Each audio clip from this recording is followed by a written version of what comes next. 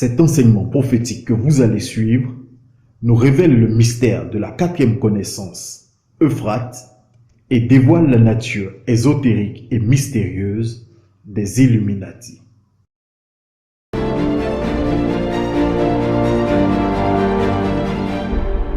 Attention, certaines images d'illustration peuvent être choquantes. Veuillez nous en excuser. Chers frères et sœurs, je vous salue au nom de notre Seigneur Jésus-Christ. Je viens dans le cadre de la mission prophétique Les 4 êtres vivants. Suite à notre enseignement concernant le mystère de la connaissance, on a arrêté au 3e connaissance. Donc aujourd'hui, notre enseignement va focaliser sur la 4e connaissance qui est la connaissance Euphrate. Mais bien avant cela, nous allons confier ce moment entre la main d'Éternel. Père, nous voulons te dire merci. Merci pour ce moment que tu as permis. Merci pour la vie des frères et des sœurs qui écoutent ta parole. Seigneur, il prie que ton esprit accompagne ce message, cet enseignement, pour servir comme une lumière, une véritable lumière. Père, personne est digne de parler de ta part. C'est pourquoi, ô Seigneur, que ma personne soit mise à l'écart et que par ton esprit, tu nous conduis, tu nous diriges, ou notre esprit, pour que, Seigneur, on puisse saisir ton message, pour que nous puissions, ô Seigneur, éclairer et marcher dans ta lumière, pour que ta volonté s'accomplisse en nous, pour que la gloire te vienne à toi seul. Prends contrôle sur toutes choses, Seigneur. Merci pour tout. Au nom de Jésus-Christ, nous avons prié. Amen. Alors, notre thème était qui sont les Illuminati. Et les Illuminati, l'initiation, où vient-il? C'est 4e connaissance qui va nous permettre de connaître l'esprit qui incarne les Illuminati, qui est la 4e connaissance autour de l'homme. Alors, le fleuve Euphrate, qui est la 4e connaissance, est le symbole de la connaissance luciférienne, qui est la présence de l'esprit de mort, le serpent. L'esprit de mort, comme nous le savons tous, fait peur. Je prends un exemple. Ton père, ou bien ta mère, ou bien ton frère, ta soeur, que tu aimes très bien, le jour où il meurt, il y a un esprit qui vient habiter en lui, qu'on appelle l'esprit de mort, qui fait que cette personne que tu aimes, tu as envie de le voir tous les jours, tu as peur de l'approcher. Parce qu'il y a un autre esprit qui est en lui, qui est l'esprit de mort. Spirituellement, on appelle le serpent. Ce n'est pas le serpent physique. En d'autres termes, la connaissance Euphrate, qui est l'esprit de mort, est l'image du trône de Lucifer. Quand on parle de Lucifer, c'est l'esprit de mort, c'est lui qui incarne la mort. La connaissance Euphrate est l'image du trône de Lucifer, la mort, caractérisée par le pouvoir d'envoûtement et de séduction, qui sont considérés comme les œuvres d'un ténèbre selon la Bible. Quand Dieu a créé le ciel et la terre était informe et vide et il y avait des ténèbres à la surface de l'abîme. Cela montre l'esprit de mort qui incarne la terre. Cette connaissance Euphrate, qui est la pensée de Lucifer, est en opposition systématique avec la connaissance péchante, qui est l'image de la plénitude du Dieu qui est la vie. Dieu nous donne la vie. Le diable nous donne la mort. Il est l'origine du péché. Dans son trône qu'on appelle la connaissance Ephrate. En effet, la connaissance Ephrate, qui est un esprit blasphématoire et controverse, est définie par cette tête et dit comme la marque du serpent, comme la marque de Lucifer, comme la marque du diable en personne, qui est un archange. Prenons notre Bible, nous allons regarder Apocalypse 12, verset 3, qui nous fait ressortir la marque de dragon, la marque de Lucifer, la marque du serpent, la marque de la mort. Apocalypse 12, verset 3. Un autre signe parut encore dans le ciel, et voici, c'était un grand dragon rouge, feu. Il fait peur, c'est pourquoi du feu. Ayant 7 têtes, et dit comme, et sur cette tête, 7 diadèmes. Sa queue entraînait le tiers des étoiles du ciel et les jeta sur la terre. Vous voyez cette marque de serpent. Cette marque de serpent révèle son esprit d'imitateur et de rébellion contre les 7 esprits du Dieu. Comme Apocalypse nous montre les 7 esprits du Dieu. Apocalypse 4, verset 5. Et lui aussi, il prend la forme de manière comme imitateur. Il suit les pas d'Éternel. C'est pourquoi son positionnement est position avec 7 têtes. Et contre ces 10 commandements. Donc, ce qui est sur la tête, c'est des cornes. Comment quelqu'un devient une corne? Comment un être humain créé en image de Dieu devient une corne qu'aujourd'hui on appelle un Illuminati? C'est ce que nous allons essayer d'expliquer, enseigner. Donc, vous voyez bien, le serpent, il suit les traces. C'est l'esprit d'imitateur. Ce que Dieu fait, il le fait. Et c'est depuis le commencement. Il voulait prendre le trône de Dieu. Il n'a point changé.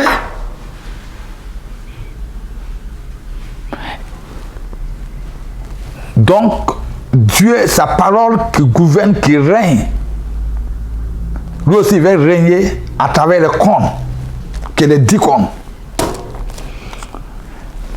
Il s'agit d'une attitude contre Dieu et sa parole. En griffe, le Christ. Malheureusement, c'est cet esprit de serpent ou Ephrate qui caractérise les maîtres du monde, appelés les Illuminati. La connaissance Ephrate est donc la conséquence de la mise en place de toute une échelle de valeurs contraires à la loi divine, contraires à la parole de Dieu. Ces personnes qui veulent imposer des lois blasphématoires aux hommes, aux habitants de la terre, c'est vrai que quelque part, ils sont devenus des cornes. Et ces personnes-là, qui est en train d'établir un concept pour imposer à toute l'humanité. Un concept donc on appelle le nouvel ordre mondial. Les Illuminati sont des cornes, selon la Bible. Les cornes sont ce que certains animaux mammifères utilisent pour combattre. Ainsi que le dragon, le serpent, qui spirituellement représente l'esprit de force du mal, appelé Lucifer, le diable. Donc ceux qui sont devenus des cons, ils agissent dans le mal. Ceux qui ont tenté de nous imposer une nouvelle ordre mondiale, ils agissent dans le mal pour satisfaire le chef, qui est le diable, Lucifer. Maintenant, quelles sont les initiations? C'est ce que nous allons essayer de voir. Comment un homme, un être humain, qui est animal du Dieu, devient une corne, un instrument de Lucifer, avec toutes les caractéristiques qu'il incarne. Initiation de l'Illuminati, bibliquement appelée les cornes. Initiation pour devenir une corne oblige, je dis bien oblige, l'individu à s'apprêter en s'habillant comme on habille généralement un cadavre. C'est Lucifer qui incarne la mort. Donc il s'apprête pour rentrer dans son royaume. Donc il s'apprête en s'habillant comme on habille généralement un cadavre. Ensuite, il se couche dans un cercueil. Vous savez, la Bible dit l'abîme. Après avoir fermé le cercueil, on le classe dans un casier, comme cela se fait dans les morgues. Alors, des cérémonies étranges d'initiation se déroulent pendant 3 jours. Je dis bien 3 jours. Pour lui permettre de livrer son corps, la personne, pour livrer son corps, son âme et son esprit à la mort et au séjour des morts qui est le royaume, ou bien on peut appeler le trône de Satan, Lucifer, le serpent. De même manière, le même principe que Jésus-Christ est mort et le 3e jour il est ressuscité, le même principe le diable utilise pour initier ces personnes qui veulent à cause des les moyens matériels pour être les maîtres de ce monde, à cause de l'argent, ils acceptent de s'initier pour établir une alliance avec la mort. Et rappelez que même cette offre, Satan a proposé à notre Seigneur Jésus-Christ. Il dit, si vous voyez ce royaume-là, la gloire de ce royaume-là, ça m'appartient, ça m'a été donné. Si tu prosternes, il te donnait tout ce royaume. Donc, Jésus-Christ, il a refusé. Mais il y a des gens qui, pour être riches, être maîtres de ce monde, pour régner sur la terre, établir l'alliance avec la mort pour devenir les maîtres du monde. Alors, après ces 3 jours, l'individu revient à la vie au détriment de ses remords d'homme. Après 3 jours, sa personne il revient, mais il perd les remords d'homme, c'est-à-dire il n'est plus de ressentiment. Donc tout ce que son maître lui demande de faire, il le fait sans état d'âme. S'il dit non, il veut que le sang court, parce que le sang court, ça les nourrit. Ça montre, il justifie sa force du mal. Donc, après ces 3 jours, l'individu revient à la vie, au détournement de ses remords d'homme. Par acquis de conscience, il obtient esprit de ruse qui lui permet de manipuler et tromper les hommes à sa guise. Il vient avec un esprit malin, en se présentant en public comme une personne éminente, rationnelle et matérialiste.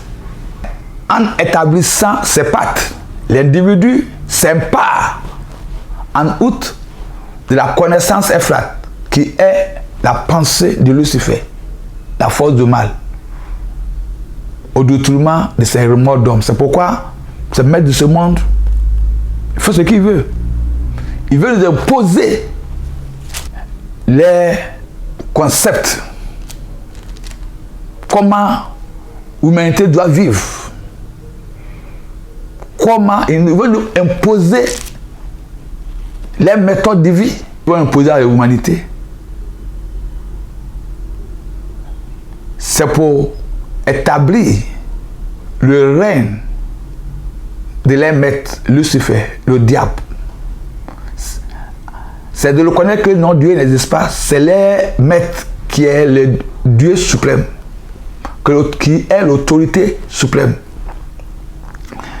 Et de l'Illuminati, ces groupes d'hommes très restreints et réservés se considèrent comme étant les rois de la terre, c'est-à-dire les maîtres du monde. Par conséquent, il estime pouvoir changer le monde. C'est pourquoi aujourd'hui on nous impose des nouvelles ordres mondiales. Et se considère d'ailleurs comme les détenteurs d'une connaissance et d'une sagesse supérieure, hérédité de la nuit des temps, et qui leur donne une légitimité pour gouverner le monde, pour gouverner l'humanité tout entière. Regardons cette image. En regardant cette image, vous pouvez facilement comprendre que les Illuminati, sur le plan spirituel, sont des hommes serpents. On appelle les contes, sont la Bible. En effet, les principes ont été acquis pendant l'initiation avec la mort au détournement de leurs remords d'homme. Ce qui constitue la connaissance effrate, cette initiation-là, ou bien les pensées de Lucifer en eux. Les Illuminati ont donc l'esprit qui s'oppose à la loi du Dieu, ou bien à l'autorité divine.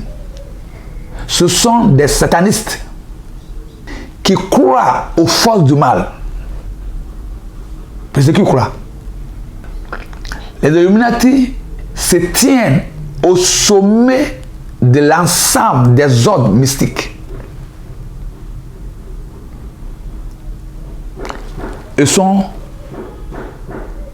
pas comme les autres ordres mystiques, comme les francs-maçons ou bien les chrétiens, ils ne savent pas. Parce que les autres sociétés secrètes, les ordres mystiques, ils sont au 3e niveau, connaissance édiquelle. Ils ont les remords d'homme en eux. Or, les cons, les Illuminati perdent les remords d'homme à travers l'initiation avec la mort. Ils perdent les remords d'homme. Donc, ils n'ont pas de sentiments. Ils sont au-dessus de l'ensemble des ordres mystiques. Donc, les membres sont choisis uniquement par cooptation, c'est-à-dire par pèlerinage. Il faut quelqu'un qui est avec eux, qui peut te faire rentrer dans les sectes. Sinon, personne ne le connaît. Même, il faut être Illuminati pour connaître un Illuminati. Sinon, on confond tout le monde comme étant les francs-maçons.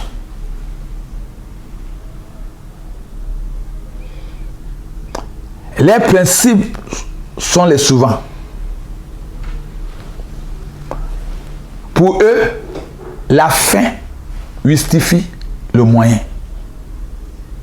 Cela veut dire, pour eux, on peut tout obtenir, peu importe les moyens employés. L'essentiel, c'est d'atteindre l'objectif. C'est pourquoi si quelqu'un veut,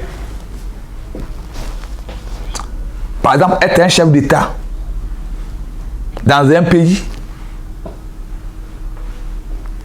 s'il faut tuer combien de personnes,